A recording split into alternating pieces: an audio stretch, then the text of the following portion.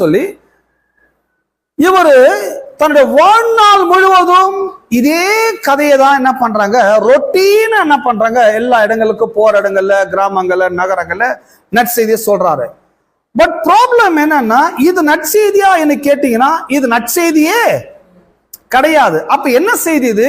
அது அவருடைய தனிப்பட்ட செய்தி, அல்லது அவருடைய தனிப்பட்ட அனுபவம், அல்லது அவருடைய தனிப்பட்ட வாழ்க்கை வரலாறு. அப்போ மக்கள் இன்னைக்கு சுவிசேஷம் என்ற பெயர்ல என்ன கேட்டுட்டு வராங்க?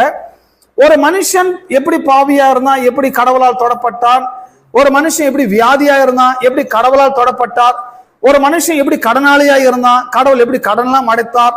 சோ இப்படிப்பட்ட கதைகளை, அனுபவங்களை, வரலாறுகளை மக்களுக்கு அறிவிக்கிறாங்க. மக்கள் இப்படி கேட்டுட்டு வராங்க, காலகாலமா கேட்கிறாங்க. பட் இதுதான் காஸ்பல் நம்புறாங்க. பட் வேதம் சொல்லுது இது காஸ்பல் கிடையவே கிடையாது.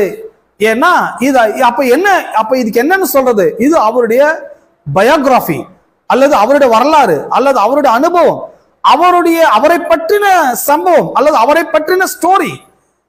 அப்போ ஒரு மனுஷனுக்கு இன்னொரு மனிதனுக்கு நடந்த அனுபவத்தையோ, இன்னொரு மனிதனுக்கு நடந்த அனுபவங்களையோ, வாழ்க்கையின் வரலாறுகளையோ, ஒரு மனுஷன் வாழ்க்கை நடந்ததை ஒரு இன்னொரு மனுஷனுக்கு சொல்வதனால கேட்கிற மனுஷனுக்கு எந்த ஒரு பயனும், டைம் வேஸ்ட், மணி வேஸ்ட், லைஃபே வேஸ்ட்.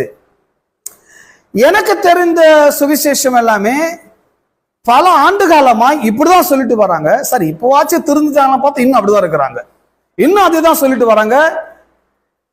முன்னையாச்சும் டிவியில காசு கட்டி பேசணும், கொஞ்சம் பேர் தான் வந்தாங்க. இப்ப எல்லாம் ஓசிலே பேச ஆரம்பிச்சிட்டாங்க, யூடியூப்ல ஆரம்பிச்சுட்டு. ஏன்னா அது ஃப்ரீ தானே. அது ஃப்ரீயா வர அந்த யூடியூப்ல தப்பான ஒரு சுவிசேஷத்தை, தப்பான செய்திகளை ரேண்டமா பரவிட ஆரம்பிச்சிட்டாங்க. பட் மக்களுக்கு இன்னைக்கு போய் சேருவது அது காஸ்பல் கிடையாது, அது ஒரு மனிதனுடைய பயோகிராபி. ஆமென்.